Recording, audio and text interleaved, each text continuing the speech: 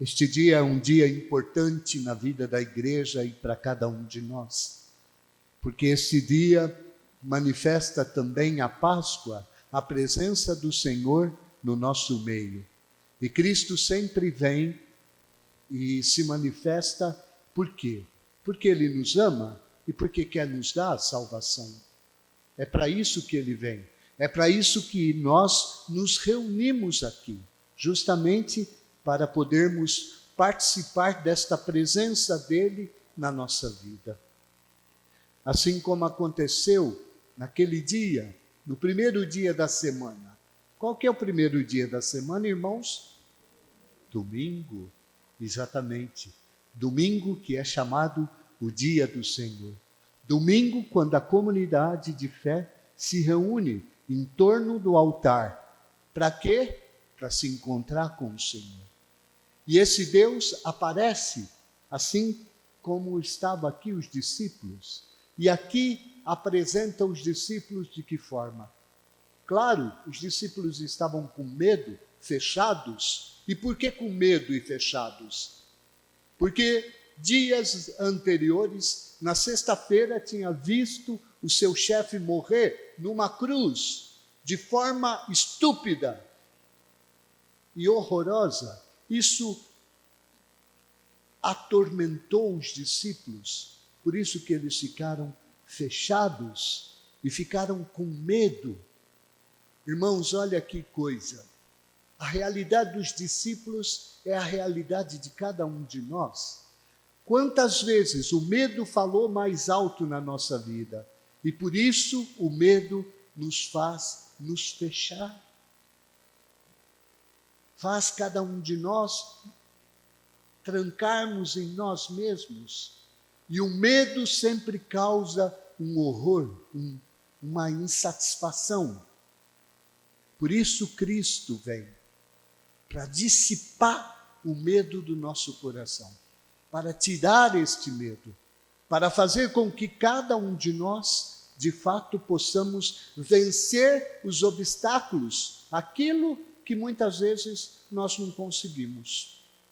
Por nossas próprias forças, por nossa própria razão, pela nossa própria vontade, não conseguimos.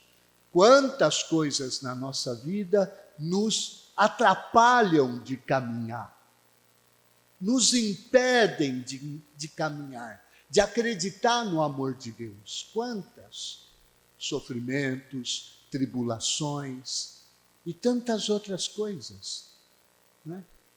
Por isso que Deus se faz presente. Por isso o domingo, o primeiro dia da semana, é o dia do Senhor, enquanto nos reunimos para que esse Deus se faça presente. E é interessante, porque a liturgia fala que enquanto os discípulos estavam com medo, temerosos, Jesus se apresenta e se coloca no meio deles. Não é por acaso que São João escreve desta forma. Cristo tem que ocupar o centro da nossa vida. Quando Deus ocupa o centro da nossa vida, pronto. Você já não tem mais medo de nada. Porque a razão do nosso viver é Deus, irmãos. Quando Deus não está no centro, né, nós temos medo de ficarmos pobres, medo de que alguém nos ofenda, medo de perdoar, medo... E vivemos nos defendendo, né? Vivemos com as portas fechadas, amarrados num egoísmo profundo. Por isso Cristo tem que ocupar o centro da nossa vida. E quando Ele ocupa o centro da nossa vida, a primeira coisa que Ele faz, Ele diz: a paz esteja convosco. O símbolo da verdade, da presença de Deus na vida de um homem é a paz. O que significa isso? Não tenho mais medo de nada, nem da doença, nem da morte, nem daquilo que eventualmente possa me atrapalhar, porque se Deus está na minha vida, é aquilo que a própria Escritura diz para nós: Se Deus é por nós, quem estará contra nós? Você crê nisso? Nem sempre. Por isso que é necessário Deus fazer esse presente. É por isso que nós precisamos, a cada domingo, participar da Eucaristia. Para quê, irmãos? Para nos alimentar do Senhor. Olha que interessante. Quando os discípulos vê o amor de Deus por eles, por isso que Jesus, quando se apresenta também as chagas. O sinal de quê? De que ele venceu a morte, de que ele venceu o mal. Por isso ele apresenta. E diz novamente aos discípulos: a paz esteja convosco. Como o Pai me enviou, eu também vos envio. O que significa isso, irmãos? Será que a igreja, ela é igreja só aqui dentro? Não. A igreja é chamada a dar o testemunho lá fora. E hoje, mais do que nunca, cada católico, cada cristão é chamado a dar esse testemunho lá fora. De que tem Deus na tua vida. Se você tem Deus na tua vida, você não teme a nada. Aí que está.